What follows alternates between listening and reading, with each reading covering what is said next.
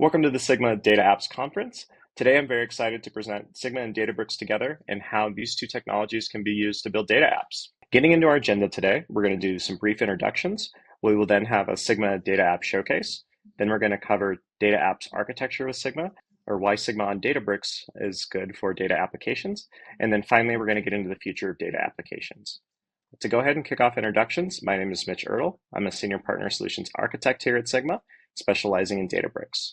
Prior to joining Sigma, I spent 10 years as a data practitioner, leading data engineering, BI, and analytics engineering teams. Let me go ahead and pass over to our featured guest today, Josue. I'm Josue. I'm a technical advisor, product advisor, and generally speaking, a content creator. I come from a data engineering, cloud architecture, and analytics background, and I'm very happy to be in a product advisor to Sigma.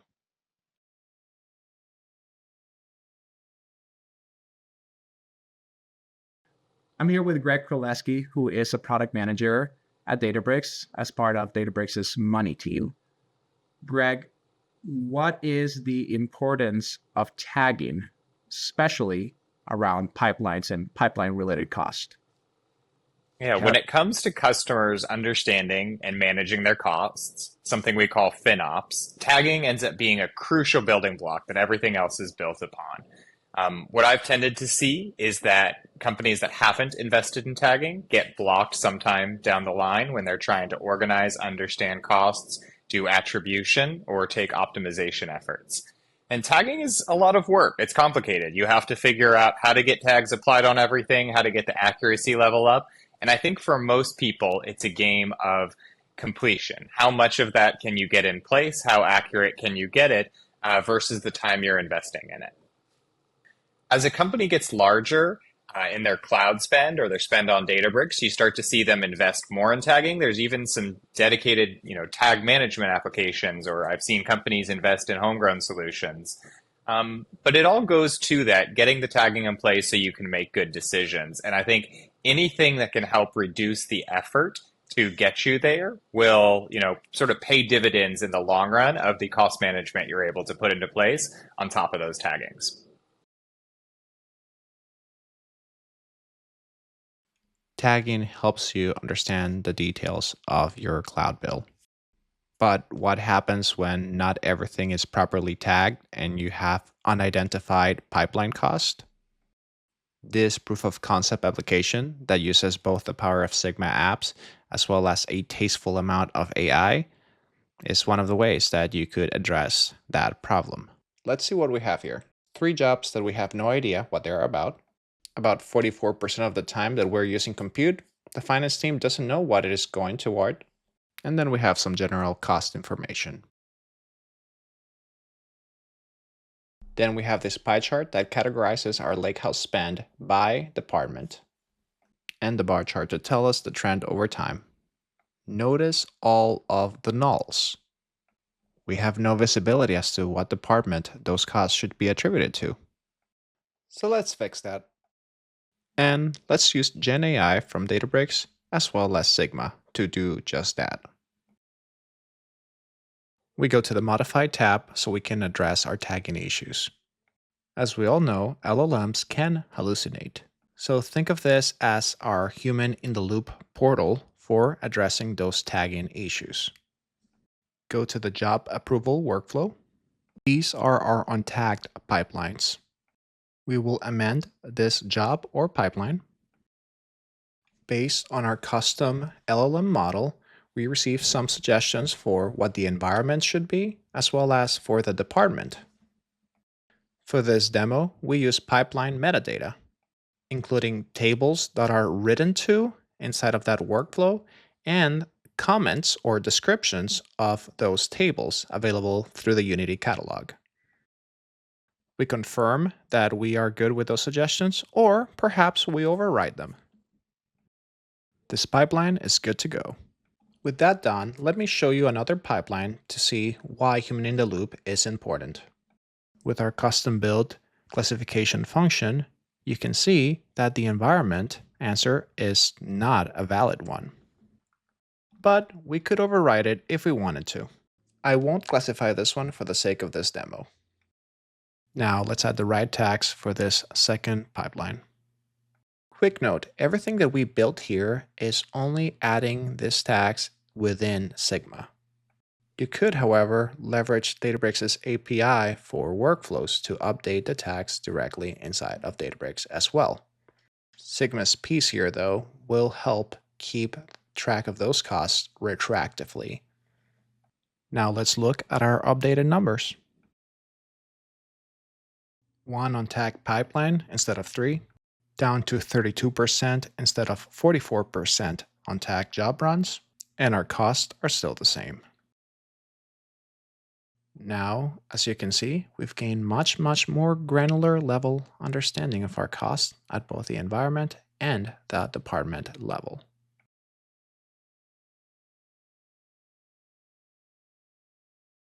Thanks, Josue. Now that we've gone through Sigma's data app showcase and showcased our data application on top of Databricks' job and usage, let's get into the actual architecture that underpins this Sigma data app and how we're actually able to deliver this. Stepping into our first slide here, there are a couple key components I want to point out before we go through the rest of the app architecture. The first are the two icons at the top. The app owner is responsible for developing all of the components within the data application. The app user goes in and interacts with these components. So Sigma's data applications are the UI, actions, and writeback. All of these are going to be important as we talk through how Sigma sits directly on top of Databricks with our data apps architecture. Stepping into the first part of this, we'll go through the flow as an app user. The app user would come into the Sigma data application and start to interact with the UI. This includes workbooks, tables, visualizations, anything that a user would do within a traditional dashboard. These types of interactions ultimately machine generate SQL within Sigma, and we push this machine generated SQL down to Databricks. What we do when we return the data from Databricks is we're actually just bringing back the query results. So none of the data is ever leaving Databricks. Traditionally, we're querying Delta tables within the silver and gold layer to provide that business user, non-technical app user, more context around the large amounts of data that are traditionally stored in Databricks. Another key part to point out here is that entire exchange of data is actually powered by Databricks Compute. So we're using serverless SQL warehouses as the user goes in and interacts with the Sigma data application to bring data from Databricks back into Sigma. All of this is governed by Unity Catalog, which is another critical piece. All of the permissions and governance that you would set up for that app user are then inherited through the Sigma data application. This means that the app user is never going to be able to see data that they should not be able to have access to. Stepping into the next pillar of our Sigma data application, we have writeback. Writeback allows app owners go in and configure writeback tables, which create what we call input tables from Sigma, and those get stored within Delta tables in Databricks. These input tables are not overwriting any of the silver and gold level data that already exists within Databricks. The way that we like to think about these is that input tables are actually augmenting the data that already exists within Databricks. This allows app users to go in and do traditional database operations that data teams within Databricks would have to do by using input tables with writeback functionality. This writeback functionality creates a bidirectional flow from the Sigma data application into Databricks. Instead of just depending on Databricks to do these types of operations, you actually can have app users and app owners define these in Sigma in a low-code, no-code interface. Additionally, these input tables can actually be used to help augment silver and gold data. Traditionally, data engineering teams are responsible for building data pipelines. This can range from hundreds to thousands of data pipelines that data engineering teams are responsible for. The hard part for data engineering teams is they might not always have all the business context that an app user would have. By being able to write input tables back in to Databricks, data engineering teams can pick these up and augment our silver and gold level data. The last part I want to talk about is actions. If we look within our Sigma data application, we see actions. Actions allow automations of both the UI functionality and writeback functionality. For UI, this can mean the process that an app user might go through and do 10 clicks, we can actually build into a workbook action where they can click once and then have those 10 clicks within the Sigma UI happen all asynchronously. If we talk about the actions for writeback, this actually allows the input of data to be automated. And as a user goes in and writes data within Sigma's write back, we're actually able to automate the entire process and then do several actions based off of that and communicate back and forth with Databricks. The last part of actions that we want to chat through is the ability to actually use actions to interact with Databricks. This opens up a broad range of optionality in terms of what actually can be done within a Sigma data application. This includes things like APIs, Databricks notebook execution, and stored procedures. All of these types of interactions actually help Sigma's data app interact directly with Databricks. This could be calling Databricks REST APIs. This could be executing a Databricks notebook that's going to update a model. Webhooks could go out to external systems, and stored procedures allow automation of just about anything that happens within the Sigma data application. Additionally, this opens up a broad swath of use cases outside of Sigma and Databricks. Being able to have these types of actions actually allow Sigma and Databricks to communicate with any external application that has an API. With this, we see a growing number of possibilities for what Sigma data applications can do. Rounding out our discussion around Sigma data apps on Databricks, let's talk about the benefits that Sigma is able to inherit due to the fact that we sit directly on top of Databricks. Jumping in, the first area that we really want to highlight is performance and scalability. Because Sigma is sitting live against Databricks' SQL warehouses, this ensures optimal efficiency and responsiveness. We're able to leverage Delta tables within Databricks for superior performance. Databricks' runtime is specifically engineered to have better performance with these. This allows end users to gain insights into the data within Databricks without knowing data languages. We can replace auxiliary applications that may be lightweight that just need to sit directly on top of Databricks as a single source of truth. The next area to highlight is security and governance. Due to the way that Sigma connects to Databricks, we're actually able to natively integrate with Databricks Unit Catalog. Ultimately, what this means for Databricks platform admins is they're able to provision users with access once within Databricks, and we're able to inherit this within Sigma. This promotes a single source of truth by using Databricks without ever having to extract data from the lakehouse. Finally, we have our enterprise-grade authentication. Sigma recently rolled out OAuth and private link for both Azure and AWS, and we also have role-based access controls. The final area to highlight here is AI functionality. Due to the way that Sigma sits directly on top of Databricks, we're actually able to take AI and develop within Databricks and have those served back into Sigma. This allows non-technical users access to things like fine-tuned LLMs and RAG applications that traditionally you'd have to build a front end and a back end to help serve. This opens up a whole brand new swath of opportunities for LLMs and RAG applications to be used by non-technical users. Additionally, technical users can run Python in Sigma so that they have one less place that they need to actually manage code, and they can actually share some of this technical Python code with these non-technical users and allow them to execute it. This functionality is going to be in private preview very soon. All right, now that we've covered both the Sigma Data Apps architecture and then why running Sigma Data Apps on top of Databricks is valuable, I'd like to turn back over to Josue so that we can talk a little bit about the future of Sigma Data Apps and where he sees this technology going. Josue, thank you so much for joining us on this journey as we've been building out these apps. Would love to get a little bit more of your perspective as you have now built a Sigma Data App on top of Databricks. I guess one, where do you see the value of Sigma Data Apps and being able to be used by not just data practitioners, but non-technical and business users? Sigma provides a fantastic interface for building applications using a UI. So everything is very intuitive.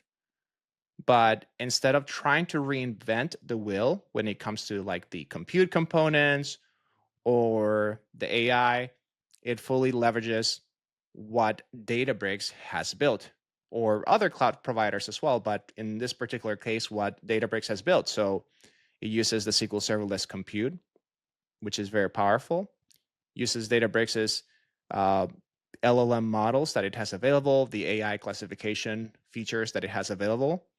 And at the end of the day, you get the opportunity to use the best in class for two things.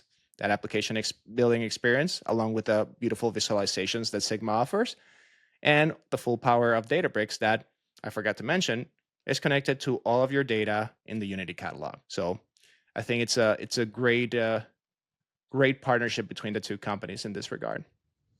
Yeah, I think that's really helpful. I mean, it's really great to see, how being able to dive into both those technologies together and using them together is going to really enhance end users and applications users' abilities to interact with Databricks data, but then also with Sigma. I would like to learn a little bit more kind of on your thoughts of how Databricks applications and Sigma applications and Sigma data applications can be used together. So the way that I think about it is, again, what Databricks currently offers is the ability to easily host and provide the authentication mechanisms for applications inside of Databricks, right? And that centralization of applications that are built inside of Databricks. Similar to that concept, I think of how Databricks has promoted the concept of federation as it comes to federating or getting data from different sources all in one single place. So where I think that Databricks plays well with Databricks applications plays well with Sigma applications is, well, Sigma has the other part of the equation, right? That application building experience that's very simple and intuitive, and again uses that full power of Databricks. So one is designed to make application building experience easy. The other one's designed to make application hosting experience easy, all connected to your data. And the two, both Sigma and Databricks, place well together in this regard. Yeah, I think that's super helpful. And I think as we continue to navigate this and as both Databricks apps continue to grow and Sigma data applications continue to grow, we're going to see a lot more interplay between those two. Last item I really wanted to cover off, and this is something we're really excited about on the Sigma side, is actually being able to use actions within Sigma data apps to call things like APIs, webhooks, store procedures, execute Databricks notebooks. I guess from your perspective, how would you see that type of tooling being able to help build a data application and enhance a data application? The way that I think about that is, a lot of tools out there that claim that they are for application building. They require a lot of coding to make all of this happen, right? You can build an application that many times just ends up feeling just like a plain old dashboard with no real functionality, and you just call it an application.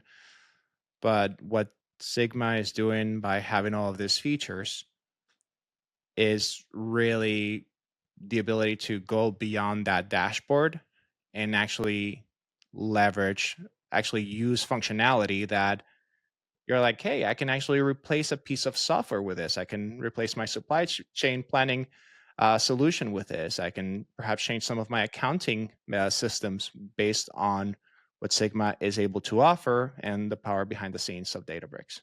So I think, for example, with the application that we've built here, imagine a scenario where we could have taken this application a step further, and when we classify a tag, we assign a tag value. Not only is it creating visibility into that cost at the Sigma level, imagine that it's actually triggering an API call to update the tag value inside of Databricks for that workflow. Now imagine the possibilities where you're doing more than that, more than updating those tag values. You can potentially create a type of command center, if you will, for a lot of Databricks things when it makes sense to do so. Awesome. Thanks, Josue. Really appreciate your thoughts and comments on all of this. I think it's very helpful to see from your point of view as a data practitioner with a very wide lens into kind of everything that's being built on both the Sigma and Databricks end and kind of how these two technologies pair together. Really appreciate you participating in the Sigma Data Apps Conference. Before we end here, I just wanted to give a special thanks to a couple of key members that helped put this together as well. Sully Clark and Donnie Afalo did a bunch of work in terms of getting our data application into a form that could be presented to this entire audience. And David Porter helped wrangle all the cats in this. Thank you all for your help. Yes, thank you. Thank you all.